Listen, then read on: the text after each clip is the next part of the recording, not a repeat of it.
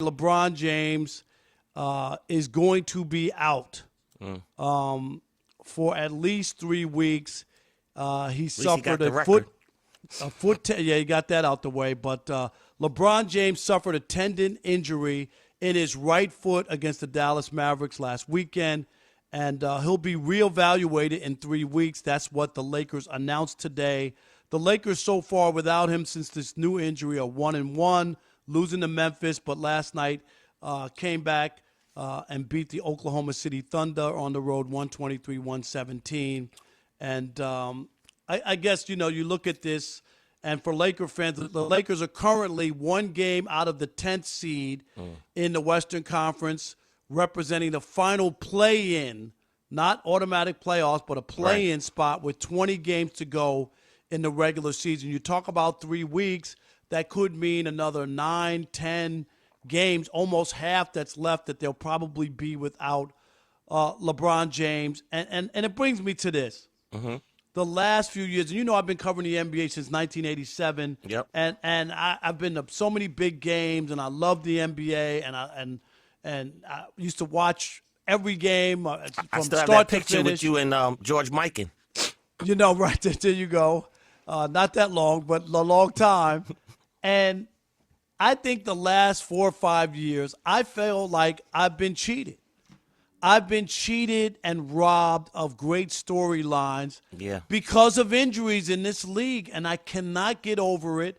Even when you talk about the Lakers, JR, you always say before you talk about them, you go, well, if they stay healthy, if AD can stay healthy, if LeBron James can stay healthy, the Lakers, you don't want to see them in the first round. This is what people have to preface everything with.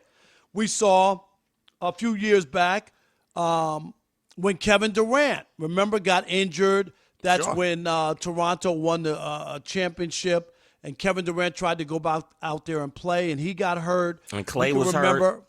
We can remember James Harden in the Brooklyn Nets. Remember, he got hurt in the first 15 seconds of that series against Milwaukee. He was never really the same, came back, was a shell of himself. Also, Kyrie got hurt in that series, if you remember, in Game 3. Yeah. So we never really got to see that Brooklyn team. Nope. And I don't know where you are, but I'm frustrated, and I feel like I've been robbed by the NBA and these injuries. Look, Rob, I want to love the NBA. I do. I've been watching my entire life. But I have to admit, these guys are making it hard, right? Like, there aren't more injuries, I don't think, than there were before. They're just not – their approach to playing is just different. The NBA is a stars-driven league, right? A players' league. But they also give the impression to me that they don't care about the fans. And that's becoming increasingly true. You can't say it's not. I get that, and that's fair. But I'm talking about the real injuries that have happened, that have derailed seasons, derailed storylines, like even the Warriors. If you were a Warriors fan and you say to yourself, I know Toronto won, right? But if Kevin Durant was healthy, we would have won another one. And then who knows, he might not have left. Those are the storylines that have been ruined because of injury. That's in sports. That's in sports across the board. And if you want to say injuries, fine.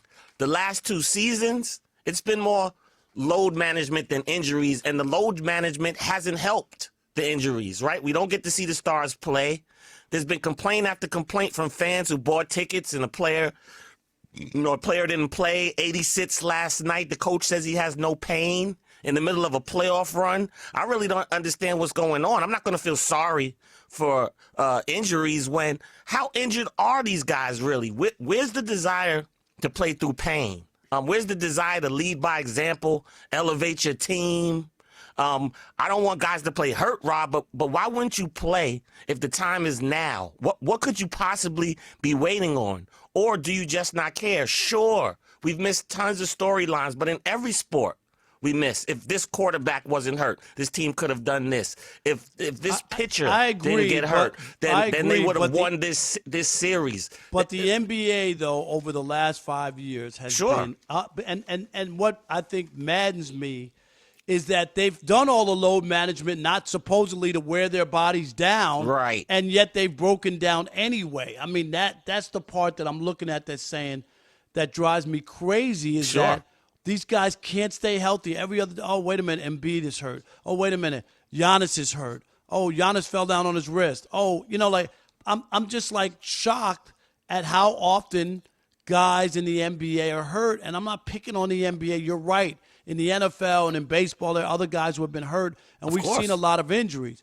But the NBA, I just feel like every time I turn on a big game, and I want to watch, the two stars aren't playing, and it'll be like, oh, he's hurt, or he's out, and it's just frustrating. The league, everyone has allowed this to be the case because the stars are sitting out. You're not getting to see them. That's become the norm. We're thinking from a competitive standpoint. We want to see our players on the court. We want them to win. We're in a playoff battle. But it seems like they're thinking about, okay, I got my money, but my next contract, my next $40 million, my next $200 million, I have to relax. I have to chill.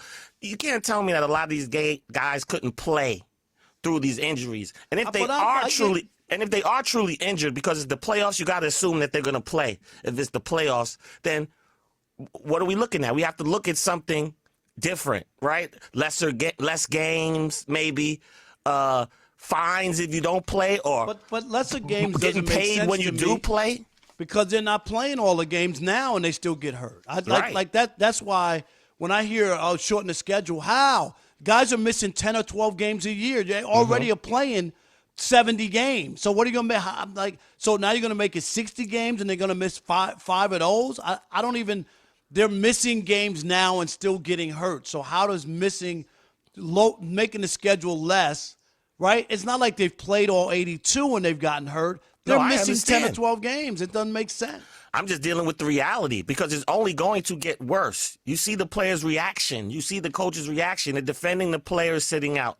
The players are defending the fact that they're sitting out. That they're saying they're hurt or they're preserving their bodies or there's bigger games to play later. You know how tired I am of saying he's sitting now for later? You know why, Rob? Because later never comes. Later never comes in the NBA. And that might be the case with Anthony Davis and the Lakers. Like, he's missing games. Now, they won last night, Mr. which Glass. was a blessing. But imagine if you are sitting out and then they don't even make the playoffs, especially with LeBron going to miss the next 3 weeks. We want to hear from you on this. Imagine. They don't lose any money, Rob. We imagine, and we get upset. They don't lose anything from not playing. I get it, and that's what I'm saying. We, as NBA, people who like the NBA, want to watch it, have been robbed with so many great storylines that could have taken place. We want to hear from you on this. 877-99 on Fox, 877-996-6369. Do you feel robbed? Like you've been robbed of storylines? Like even this one with the Lakers, if LeBron and AD, they just traded for all these new players, could they have put together a run, get in the playoffs, make a run to the Western Conference Finals, and it's derailed before it even gets started? That's LeBron's also assuming AD's not playing. I mean, that's the part of it. Yeah, it's also assuming that these guys want to play. I keep saying it's assuming that they have the same drive, the same aspirations to achieve right now that the fans do, that the players do. It doesn't seem that way. LeBron's hurt all of a sudden. LeBron's been hurt on and off all year. LeBron wanted to play, break the record, and now he's going to sit and load manage. You know why? Because he doesn't care if the Lakers win or not. He's waiting for Bronny to get to the league. Look, I'm not dumb. What's going on here, okay? All right.